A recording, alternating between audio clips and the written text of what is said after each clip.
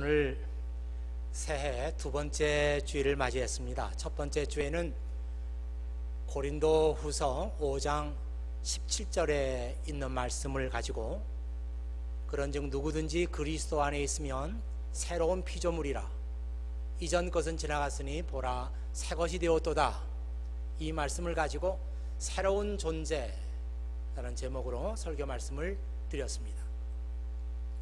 우리가 새롭게 되는 것은 우리의 의지나 우리의 결단에 따라서 되는 것이 아니라 예수 그리스도 안에서 되는 것이다, 이 말씀을 드렸습니다. 오늘은 그리스도 안에서 새로운 피조물이 되는 보다 구체적인 얘기를 다시 한번 여러분과 함께 나누고자 합니다.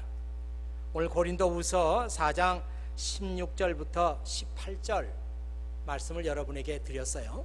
이 말씀이 오늘 새로운 삶의 비결이라고 하는 제목으로 들려지는 설교 말씀, 여러분의 마음속에 깊이 새겨지기를 원합니다.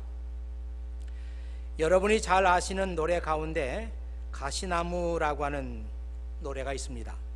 이 노래는 하덕규 씨가 1988년에 노랫말을 쓰고 곡을 써서 발표한 곡입니다. 이 하덕규 씨는 지금 백석대학교 실용음악과 교수로 있는데요, 이 하덕규 씨는 시인과 촌장이라고 하는 듀엣 팀으로 더 알려져 있습니다. 이 하덕규 씨의 가장 대표적인 노래가 바로 가시나무라고 하는 노래입니다. 가수 조성모가 이 노래를 리메이크해서 불러서 크게 히트를 했습니다.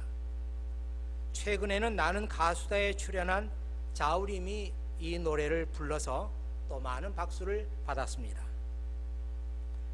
내 속엔 내가 너무도 많아 당신의 쉴 곳 없네.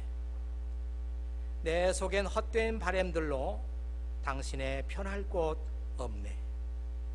내 속엔 내가 어쩔 수 없는 어둠, 당신의 쉴 자리를 뺏고, 내 속엔 내가 이길 수 없는 슬픔, 무성한 가시나무 숲 같네.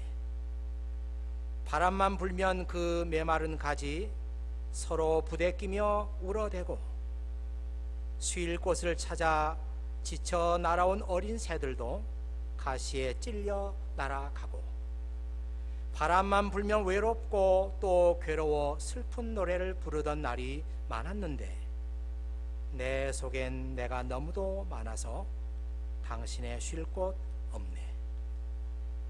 바람만 불면 그 메마른 가지 서로 부대끼며 울어대고, 쉴 곳을 찾아 지쳐 날아온 어린 새들도 가시에 찔려 날아가고, 바람만 불면 외롭고 또 괴로워 슬픈 노래를 부르던 날이 많았는데 내 속엔 내가 너무도 많아서 당신의 쉴 곳 없네.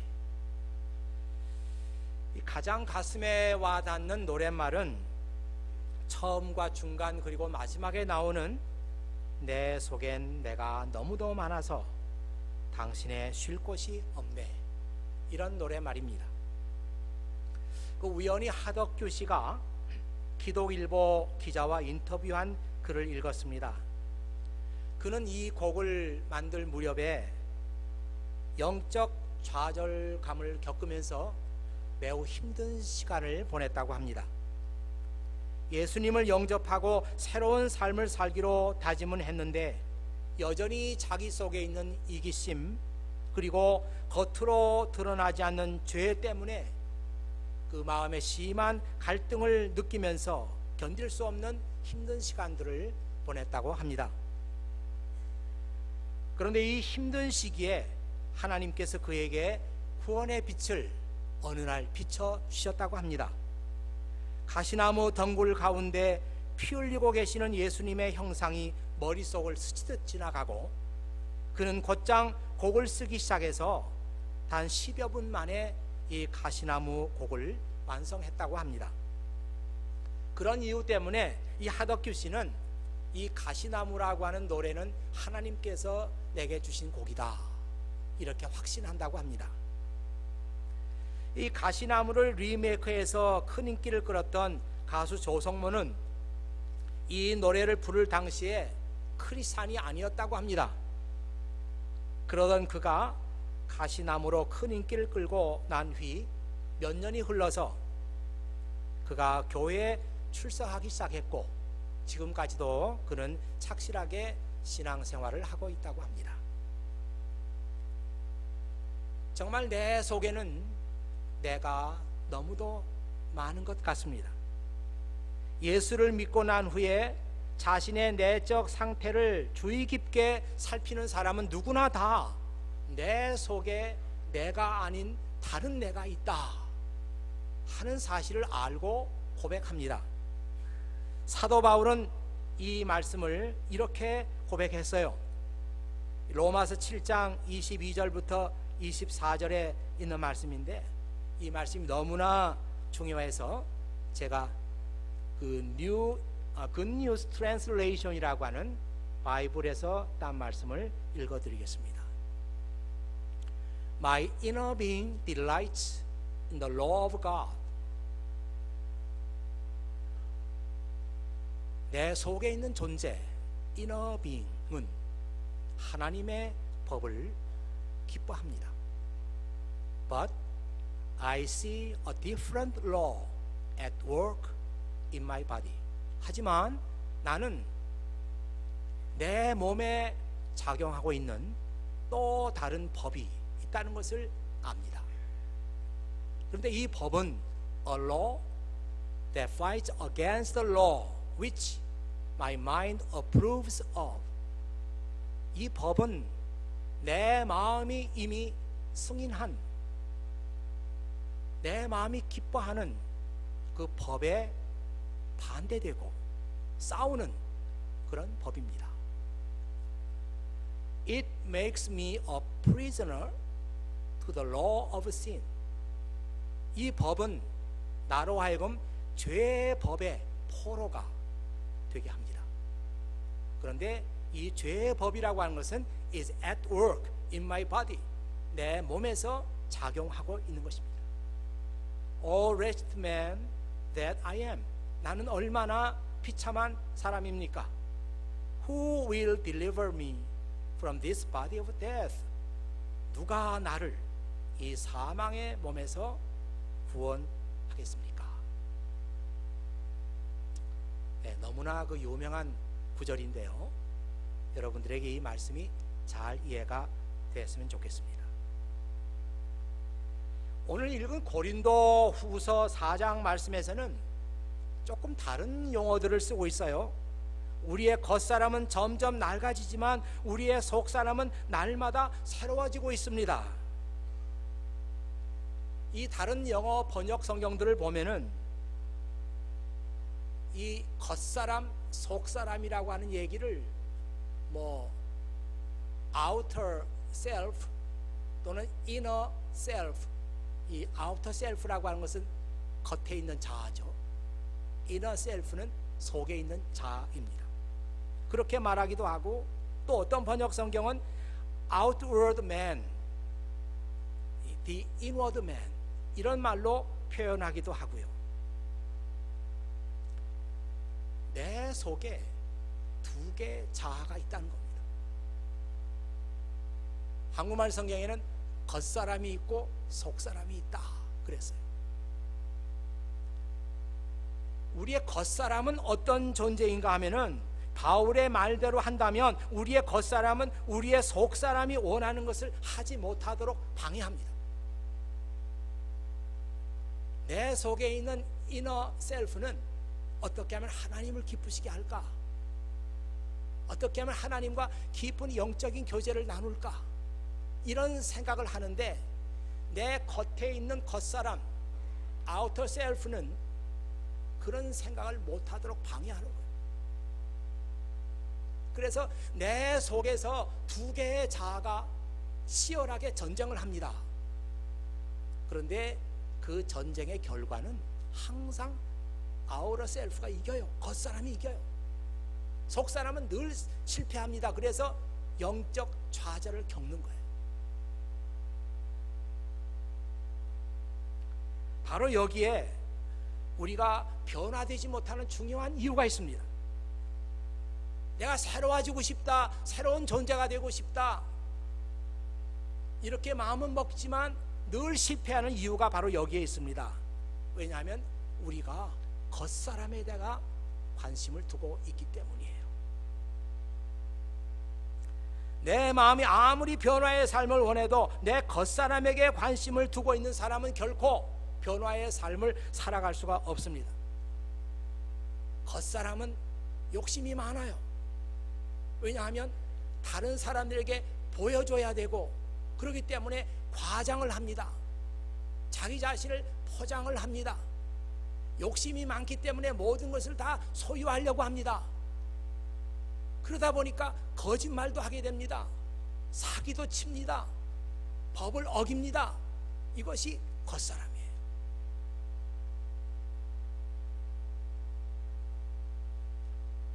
이 겉사람과 속사람이 날마다 싸워요. 그런데 그때마다 겉사람이 이깁니다. 사실 이런 얘기는 우리가 성경 말씀을 인용해서 설명할 필요도 없어요. 왜냐하면 정상적인 크리스찬들은 우리의 신앙생활을 통해서 이 말씀이 옳다는 것을 인정하지 않을 수가 없습니다. 해마다 연초가 되면은 올해는 성경 읽기 잘해야지, 올해는 기도 생활도 열심히 해야지, 올해는 하나님과 깊은 교제를 나눠야지. 제가 여러분에게서 받은 그 기도 제목들 보면은 거기에 얼마나 하나님이 기뻐하시는 제목들이 많은지 몰라요. 하나님, 올해는 제가 성숙한 사람이 되겠습니다. 믿음으로 더 깊은 그런 하나님과 교제를 나누는 사람이 되게 해주세요. 그렇게 안 되거든요. 새해는 정말 1월 1일부터 열심히 새벽 기도도 나가야지 이렇게 결심하지만 안 되거든요. 우리의 겉사람이 방해합니다. 야, 갑자기 무슨 새벽 기도야? 그 시간에 잠을 자는 게 더 좋아. 너 요즘에 건강도 별로 안 좋잖아. 이렇게 속삭입니다. 보세요, 여러분. 새해가 되면은 야, 주일도 잘 지키고 예배도 시간도 잘 지켜야지, 이렇게 마음 먹지만 안 되잖아요. 예배 시간 조금 지나서 가는 게 얼마나 재밌는지 알아? 오늘 늦게 오는 분 너무 많았어요. 늘 겉사람과 속사람이 싸우면은 겉사람이 이깁니다. 아마 98%는 겉사람이 이길 거예요. 그러면 우리는 어떻게 해야 합니까? 오늘 성경 말씀 보니까 이해가 안 되는 말씀이 있어요. 그러므로 우리는 낙심하지 않습니다. 우리의 겉사람은 점점 낡아지지만 우리의 속사람은 날마다 새로워지고 있습니다. 이 바울 자신이 말이에요, 그 안에서 싸우는 겉사람과 속사람의 치열한 영적인 투쟁, 영적인 싸움에서 늘 겉사람이 이긴 것을 경험했어요. 그러면서 오늘 이 말씀을 한 겁니다. 그렇지만 늘 실패하고 우리가 영적인 싸움에서 지지만 우리는 낙심하지 않습니다. 왜냐하면 우리의 겉사람은 날마다 낡아지고 있고 우리의 속사람은 새로워지고 있기 때문입니다. 그렇게 말하고 있습니다. 우리의 겉사람이 말이죠, 날마다 힘이 빠지고 쇠약해지고 낡아지고 있다는 것이 바울이 낙심하지 않는 이유예요. 올해는 런던 올림픽이 열리는 해입니다. 모르셨죠? 7월 달에 올림픽 있습니다. 저는 스포츠는 하는 것은 별로 없지만 보는 건 너무나 좋아하거든요. 2002년 월드컵 때 그때 너무 재밌었어요. 또다시 우리 한국 선수들이 올림픽에서 우리에게 그런 기쁨을 줄는지. 얼마 전에 박태환 선수에 대한 기사가 났어요. 저는 이 선수를 매우 좋아합니다. 왜냐하면 이름에 투자가 같아요. 성만 다릅니다. 여러분 몰랐죠? 너무 좋아요. 근데 가만 생각해 보면 이 박태환 선수가 런던 올림픽에서 우리에게 금메달 소식을 알려줄 가장 가까운 선수가 아닌가, 그런 기대를 갖게 되죠. 뭐 굉장히 그동안에 연습을 많이 했다고 하네요. 단점으로 지적되던 그 자명 거리를 늘렸고 무슨 돌핀 킥을 보다 다듬었다네요. 그래서 신기록을 예상하고 있대요.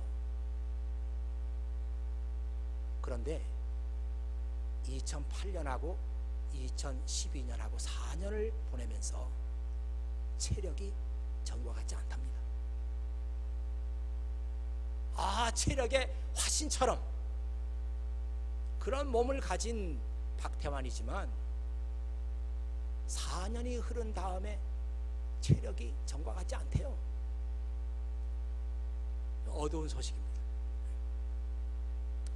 마이클 펠프스라고 하는 그런 그 선수가 있는데, 이 선수는 2004년 그 아테네 올림픽부터 참가하기 시작해서 그때 금메달 4개 땄어요. 그리고 2008년 베이징 올림픽에서 금메달 8개 땄습니다. 그리고 작년에 있었던 상하이에서 있었던 세계 선수권 대회에서 연습도 안 하고 컨디션 난조를 보이면서 엉망이 됐지만 결국은 그 대회에서 금메달 4개 땄어요. 괴물이죠. 이런 펠프스가 체력이 전망 같지 않대요. 그래서 이번 런던 올림픽에서는 그렇게 많이 종목에 출전하지 못하고 몇 개만 하겠다, 체력의 한계를 느낀다, 이런 발표가 있었어요. 매일같이 거르지 않고 꾸준하게 체력 훈련을 하는 선수들에게도 한 해 한 해가 가면서 육체의 힘은 이렇게 줄어들고 있는 거예요. 쇠잔해지는 거예요. 낡아지고 있는 거예요. 그런데 우리의 속사람은 그렇지 않다는 겁니다. 날마다 새로워지고 있다는 거예요.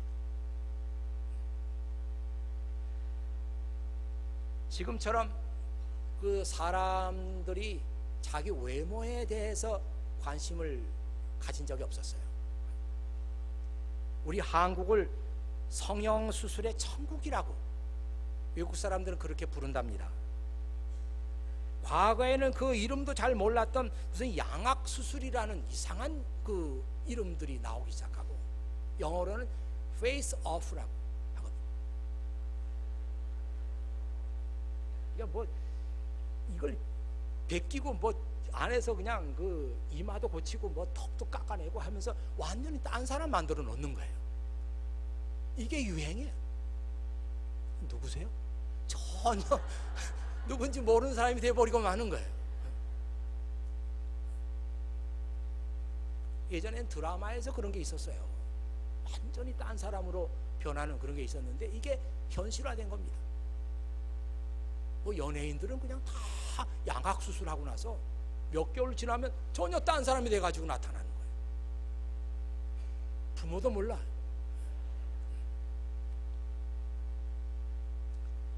오늘 성경 말씀을 보면은 우리의 겉사람은 낡아지고 있는데, 이 바울의 그 말하고자 하는 의도는 우리의 겉사람은 세월이 흘러감에 따라서 낡아지고 쇠잔해지고 있으니까 그냥 내버려 두라는 거예요. 잘 됐다는 겁니다. 그렇잖아요.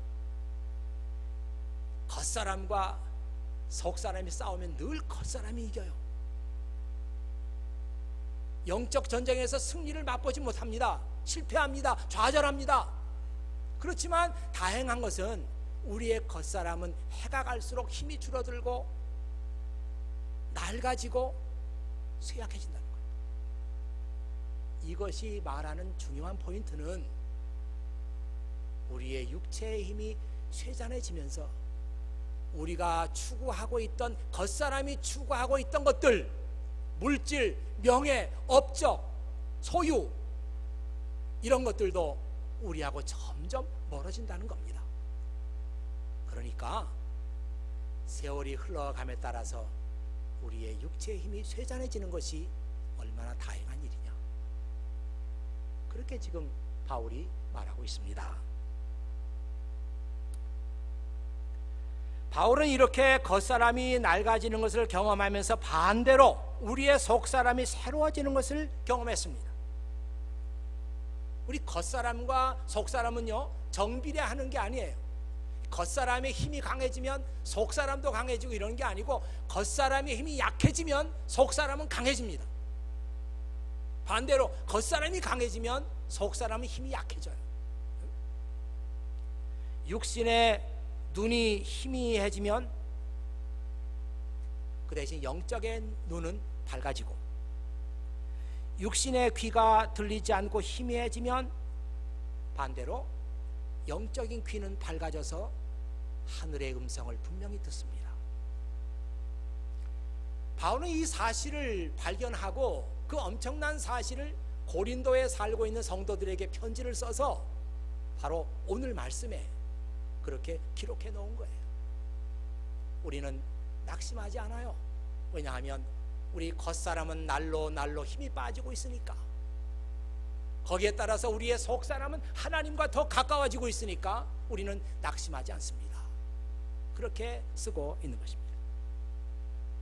오늘 제 설교 제목을 새로운 삶의 비결이라고 했는데, 아마 제 설교 제목을 눈여겨보신 분들은 제가 원래 그 비결, 무슨 원리 이런 거 별로 좋아하지 않습니다. 이 신앙생활이라는 게 원래 뭐 특별한 무슨 비결이 있는 게 아니거든요. 그런 말을 쓰는 걸 별로 좋아하지 않는데 오늘 모처럼 썼어요. 쓴 이유는 비결 그러면 뭐 이렇게 귀가 번쩍 뛰어가지고 잘 들으려나 해서 새로운 삶의 비결이라고 했습니다. 오늘 여러분 제 설교 들으면서 새로운 삶은 이런 것이구나 하고 그 비결을 배우게 된 게 있습니까? 혹시 놓친 분들을 위해서 제가 두 가지로 정리를 했습니다. 첫째로, 새로운 삶의 비결은 겉사람의 일에 우리가 관심을 끄는 것입니다. 겉사람은 그냥 세월과 함께 늙어가도록 내버려 두는 것입니다. 그 대신 속사람이 기뻐하는 일에 관심을 갖기 시작하는 겁니다. 이게 우리가 새로운 삶을 살 수 있는 비결이에요. 예를 들면 이 겉사람은 무엇을 성취했느냐, 무엇을 소유했느냐, 이런 것에 늘 관심이 있거든요. 그런 생각을 좀 바꾸는 거예요. 무엇을 성취했느냐, 무엇을 이루었느냐, 무엇을 가시적으로 보일 수 있느냐, 이런 생각보다는 우리가 어떠한 일을 새롭게 시도하느냐, 우리가 하나님께서 기뻐하시는 어떤 일을 새롭게 시작하느냐, 여기에 우리가 마음을 한번 쏟아보는 겁니다. 이게 우리가 새로운 삶을 살 수 있는 성경이 말하고 있는 비결이에요.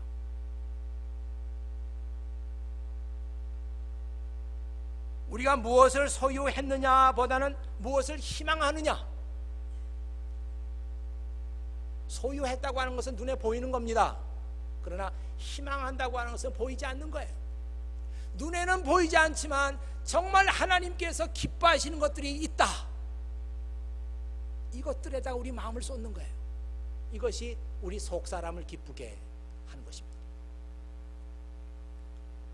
그래서 오늘 말씀에 보면은 우리는 보이는 것들에 시선을 고정시키는 것이 아니라 보이지 않는 것들에다가 시선을 고정합니다.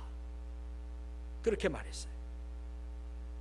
이것이 속사람을 기쁘게 하는 삶이에요.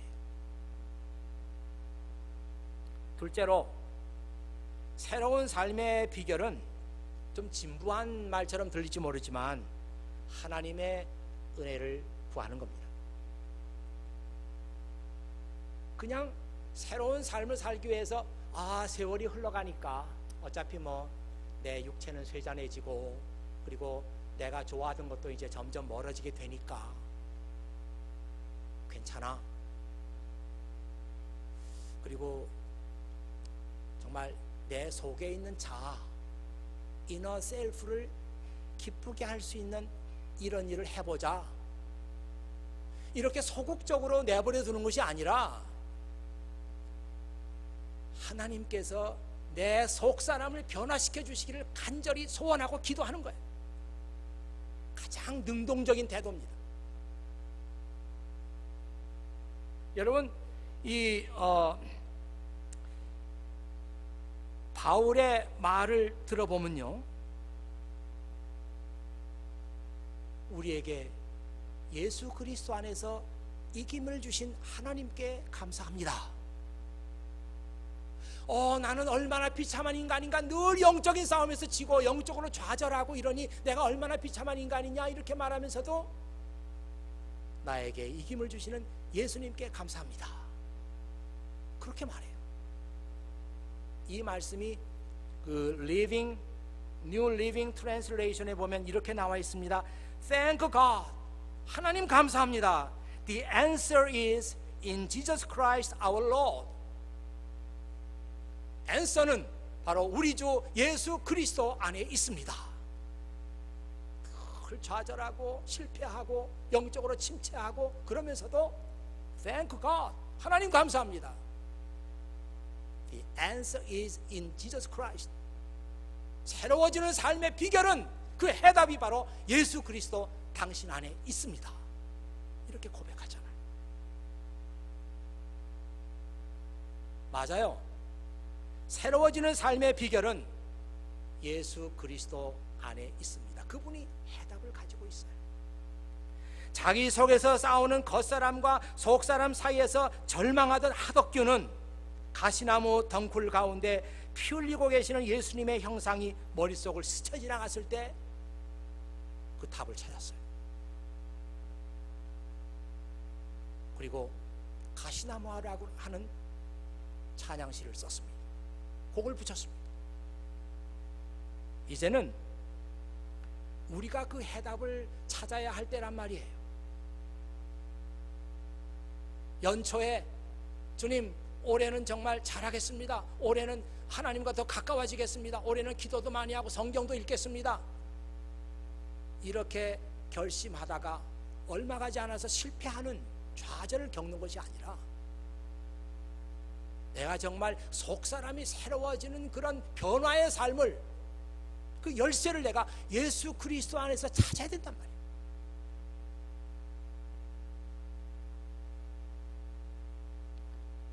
내 속엔 내가 너무도 많아 당신의 쉴 곳 없네.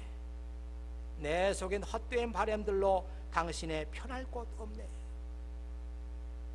이것이 우리 겉사람이 추구하는 것들에다가 마음을 쏟고 산 사람들의 고백이란 말이에요.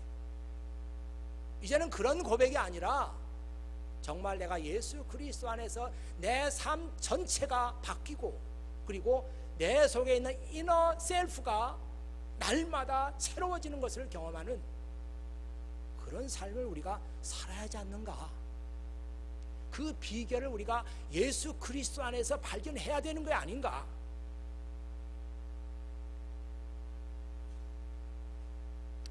제가 여러분들에게 우리의 겉사람이 추구하는 것 관심 끄고, 겉사람이 추구하는 것은 어차피 지금 우리가 살아왔던 방식이에요. 관심 끄고 이제는 우리의 속사람이 기뻐하는 것에다가 눈을 좀 돌려보는 거예요.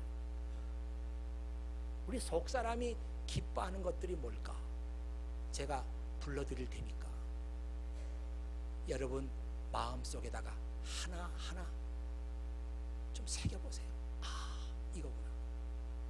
이것들을 추구하고 이것들에게 내가 마음을 쏟고 이것을 내가 얻기 위해서 전심전력하고 이것이 새로운 삶의 비결이 되겠구나.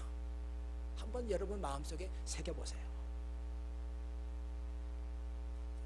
사랑, 은혜, 자비, 용서, 희망, 진리, 하나님의 의, 그리고 하나님의 나라. 이것들은 눈에 보이지 않아요. 눈에 보이지 않아. 그러나 영원한 것입니다. 우리의 속사람이 이것을 기뻐해요. 우리의 속사람이 이것을 기뻐하고 할 때 이 속사람이 날마다 새로워집니다. 우리는 그때 변화의 삶을 사는 거예요. 2012년 새해가 여러분이 변화의 삶을 살 수 있는 출발의 해가 될 수 있도록 하나님께서 여러분 각자에게 은혜 주시기를 주의 이름으로 축원합니다. 기도하겠습니다. 아버지 하나님, 감사합니다. 내 속엔 내가 너무도 많아서 당신이 쉴 곳이 없습니다.